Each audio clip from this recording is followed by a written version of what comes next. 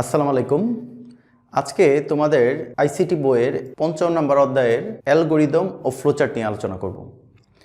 Algorithm আর flowchart এটা একটা আরেকটার সাথে ওতপ্রোতভাবে জড়িত। অ্যালগরিদমটা কি বুঝি একটু সংক্ষেপে বলে নেই। অ্যালগরিদম হচ্ছে কম্পিউটারের বিভিন্ন সমস্যা ছোট ছোট ধাপে সমাধান করার প্রক্রিয়ার নাম হচ্ছে অ্যালগরিদম। আর ফ্লোচার্টটা কি?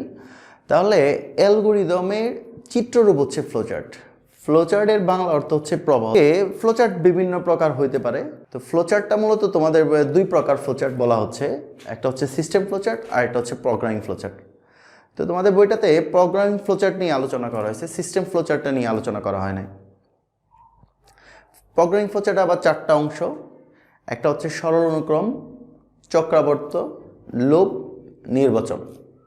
আজকে আমি আলোচনা করব হচ্ছে সরল অনুক্রম নিয়ে। সরল অনুক্রমটা আলোচনা করতে যায় তার আগে বলে নেই, আজকে আমরা একটা ফ্লোচার্ট দ্বারা আমরা টোটাল 7টা অ্যালগরিদম ও ফ্লোচার্ট করব। আমরা আজকে একটা ফ্লোচার্টের চিত্রের মাধ্যমে আমরা 7টা অ্যালগরিদম ও ফ্লোচার্ট আলোচনা করব। একটু শিক্ষার্থীরা তোমাদের আগেই বলে নেই, পরীক্ষা অ্যান্সারের জন্য প্রথমে অ্যান্সার করতে হয় অ্যালগরিদম, পরে করতে হয় ফ্লোচার্ট। তবে পরীক্ষা যা চাওয়া হবে সেটাই তোমাদের আনসার করতে হবে। যদি ফ্লোচার্ট হয় তাহলে ফ্লোচার্ট, আর যদি অ্যালগরিদম চাওয়া হয় তাহলে অ্যালগরিদম লিখবে। তো চলো আজকে আমরা ফ্লোচার্ট অ্যালগরিদম সম্পর্কে চিনি। আজকে দেখো ডান দিকে আমার হাতের ডান পাশে দেখো কিছু সূত্র লিখে রাখছি, যেমন হচ্ছে 3টি 5টি সংখ্যার যোগফল, তারপর হচ্ছে ত্রিভুজের ক্ষেত্রফলের সূত্র, বৃত্তের ক্ষেত্রফলের সূত্র, সেলসিয়াস থেকে ফারেনহাইট, ফারেনহাইট থেকে সেলসিয়াসের সূত্র লেখা আছে। তো আজকে চলো এই যে পাশে যতগুলা জিনিস দেওয়া আছে, সূত্র দেওয়া আছে, সবগুলা একটা ফ্লোচার্টের মাধ্যমে উপস্থাপন করি। তাহলে প্রথমেই যে কথা হচ্ছে, আমি ফ্লোচার্টটা যদিও অ্যালগরিদম আগে আসছে, তারপর আমি ফ্লোচার্টটা আগে বুঝে নিই, তারপর অ্যালগরিদম লিখতে সহজ হবে।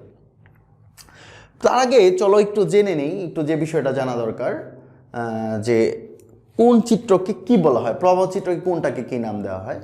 আমরা প্রথমে যে প্রবাহ চিত্রটা দেখতেছি, এই চিত্রটার নাম হচ্ছে শুরু এবং শেষ, স্টার্ট এবং এন্ড। তাহলে প্রথমে খেয়াল করো, যেটা শুরু হবে এটা দিয়ে শেষ হবে, ওকে।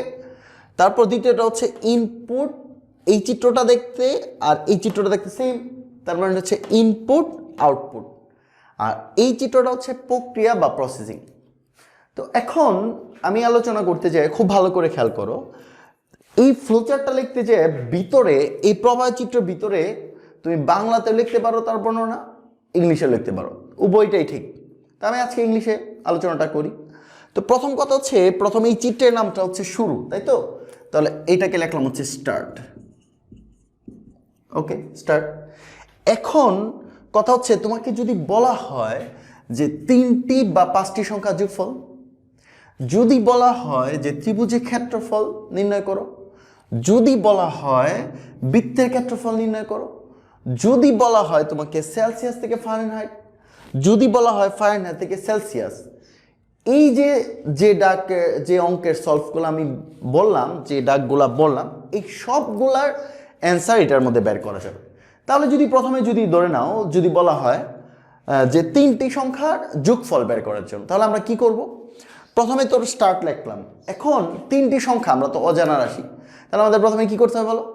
প্রথমেই আমাদের যে কাজটা করতে হবে, আমরা 3টি সংখ্যার যোগফল কীভাবে প্রকাশ করতে পারি? চলক হিসাবে ধরে নিতে পারি, অজানা রাশি, তার জন্য ধরে নিতে এ বি সি। তার মানে এটা তো হচ্ছে ইনপুট, তাই তো? তাহলে এটাকে লিখলাম হচ্ছে ইনপুট। ইনপুট লিখলাম, কি ধরলাম আমরা? এ বি সি, অথবা কেউ ইচ্ছা করলে এক্স ওয়াই জেড ধরতে পারো। তাহলে আমরা লিখতে পারি হচ্ছে এ কমা বি কমা সি লিখলাম। আচ্ছা, এই চিহ্নটা হচ্ছে প্রসেসিং, গাণিতিক সমস্যার কাজে এই চিহ্নটা লাগে। গাণিতিক সমস্যা বলতে যে কোনো সূত্র বলো, যে কোনো সমীকরণ বলো, সব এই চিহ্নটার, এই বক্সটার ভিতরে বসবে। তো আমরা যেহেতু করতেছি 3টি সংখ্যার যোগফল, তাহলে আমাদের কি করতে হবে? চলো 3টি সংখ্যার যে কোনো কিছুর যোগফলকে আমরা সাম লিখি, অথবা এস লিখতে পারো, অথবা পি, যে কোনো একটা চিহ্ন। তাহলে আমরা বললাম হচ্ছে যোগফল বের করবো, তার জন্য লিখলাম হচ্ছে সাম ইকুয়াল। কয়টা সংখ্যা যোগ করবো স্যার? 3টে সংখ্যার।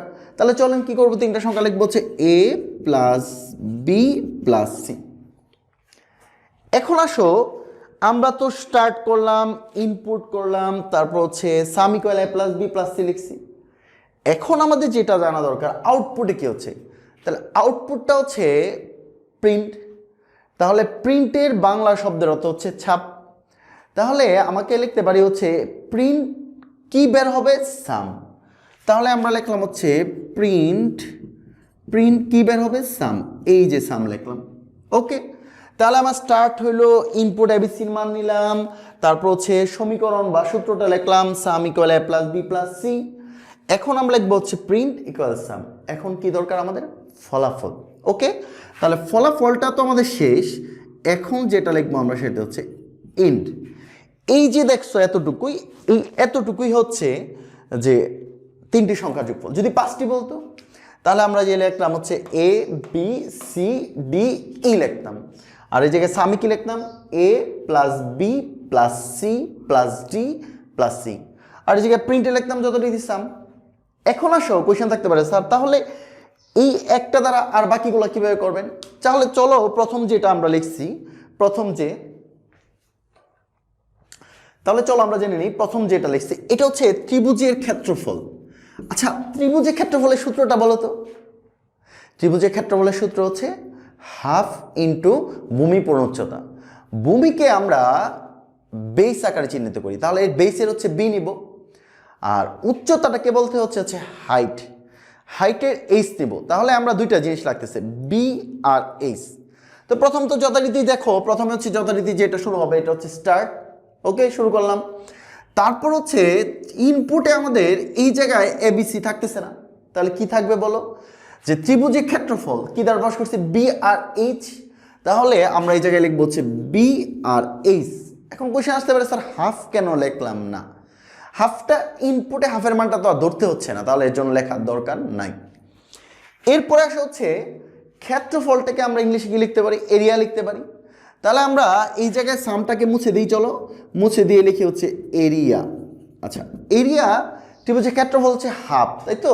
তাহলে আমরা প্রথমে লিখলাম হাফ, তারপরে উপরে কি লিখলাম বি, তারপর লিখলাম হচ্ছে কি এইচ, হয়ে গেল। এখন পরে কাজ হচ্ছে আমরা চলো ফলাফলটা কি লিখবো। তাহলে ফলাফলের ক্ষেত্রে আমরা লিখতেছি হচ্ছে প্রিন্ট, তারপরে প্রিন্ট হচ্ছে এরিয়া বের হচ্ছে, তাহলে আমরা লিখবো হচ্ছে এরিয়া, লাস্টে হচ্ছে যথারীতি এন্ড।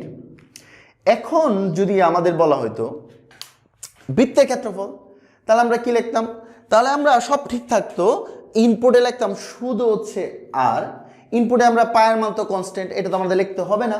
তাহলে আমাদের কি লিখতে হবে, শুধু ইনপুটে লিখতে হবে হচ্ছে আর, আর এই জায়গায় এরিয়া লিখতে হবে পাই ইন্টু আর। সরাসরি তুমি আর স্কোয়ার না লিখে আর ইন্টু আর লিখলে ভালো হয়। আচ্ছা, তারপর হচ্ছে প্রিন্টে কি লিখবা, এরিয়া লিখবা, প্রিন্টে হচ্ছে এরিয়া কি, তারপর হচ্ছে লাস্টে হচ্ছে এন। তাহলে যদি সেলসিয়াস থেকে ফারেনহাইট, যদি তোমাকে বলা হয়তো যে সেলসিয়াস থেকে ফারেনহাইট, তাহলে এই সূত্রটা অ্যাপ্লাই করতাম। প্রথমে তাহলে ইনপুটে কি হতো, ইনপুটে সি এর মান নিতাম আমরা, তারপর হচ্ছে প্রসেসিংয়ে কি লিখতাম এফ ইকুয়াল লিখতাম হচ্ছে সূত্রটা, আউটপুটে লিখলাম হচ্ছে এফ এর মান পাওয়া যেত। এখন আমরা তো এটা ফ্লোচার্ট শিখলাম, তাহলে আমাদের দরকার কি অ্যালগরিদম। এখন যদি আমরা অ্যালগরিদমটা লিখতে চাই তাহলে কি লিখবো একটু বোঝার চেষ্টা করি। ধরে নাও এই জায়গায় তো আমরা ত্রিভুজের ক্ষেত্রফল এটা লিখছি, মনে রাখবা যে আমরা প্রবাহ চিত্রের ভিতরে যে লেখাগুলো লিখবো তাই আমরা অ্যালগরিদমে লিখবো। তো চলো আমরা লিখি। তাহলে প্রথম হচ্ছে দেখো আমরা step 1, step 2, step 3, step 4, step 5 এরকম লিখছি। দেখো এই জায়গায় 1টা 2টা 3 4 5, 5টা স্টেপ, তাই আমরা 5টা লিখব। তাহলে প্রথমে আমাদের এটা অবস্থা হচ্ছে স্টার্ট, তাহলে চলো আমরা স্টার্ট লিখি। ওকে, স্টার্ট লিখলাম। আচ্ছা, এটার ইনপুটে কে দেওয়া আছে বলো, বি আর এইচ। তাহলে আমরা এই জায়গায় সরাসরি লিখে ফেলি ইনপুট বি আর এইচ লিখলাম। এই জায়গায় দেখো চলো কি দেওয়া আছে, এরিয়া। তাহলে চলো আমরা লিখি হচ্ছে এরিয়া ইকুয়াল হচ্ছে হাফ, তারপর হচ্ছে বি আর হচ্ছে এইচ। এখন তাহলে লাস্টে কি আছে ফলাফল, তাহলে লিখতে হবে প্রিন্ট। তাহলে প্রিন্টটা কি হচ্ছে স্যার, প্রিন্টটা কি হচ্ছে স্যার, প্রিন্ট লিখতেছে হচ্ছে এরিয়া, প্রিন্টের ক্ষেত্রে এরিয়া হচ্ছে। আর লাস্ট আমাদের যেটা লাগবে হচ্ছে স্টেপ 5 এন্ড, তাহলে আমাদের লাস্টে হচ্ছে এন্ড। তাহলে একটু খেয়াল করো একটা মজার বিষয়, তাহলে আমরা এই জায়গায় খুব ভালো করে খেয়াল করে বোঝার চেষ্টা করি। আমরা এই জায়গায় তাহলে স্টেপটা হচ্ছে স্টার্ট, তারপর হচ্ছে স্টেপ 2 হচ্ছে ইনপুট বি আর এইচ, তারপর হচ্ছে স্টেপ এরিয়া হাফ BH, তারপর হচ্ছে স্টেপ 4 প্রিন্ট এরিয়া, তারপর হচ্ছে স্টেপ 5 এন্ড। এই প্রক্রিয়ায় তুমি যে কোনো ফ্লোচার্ট অ্যালগোরিদম আর ফ্লোচার্ট বলতে এই যে বিষয়গুলো আমার দেওয়া আছে পাশে, এই সবগুলা বিষয় তুমি একটার মাধ্যমে করতে পারবা আশা করি। আমার এখন থেকে ধারাবাহিকভাবে ৫ম নাম্বার অধ্যায়, ৬ষ্ঠ নাম্বার অধ্যায় এবং চতুর্থ সবগুলো অধ্যায় ক্রমশারে ভিডিওগুলো থাকবে ইউটিউবে। আমার সাথে থাকো। আশা করি পরবর্তী ক্লাসে তোমাদের বাকি যে কতগুলা ফ্লোচার্ট আছে সেই ফ্লোচার্ট নিয়ে কথা বলবো ইনশাআল্লাহ।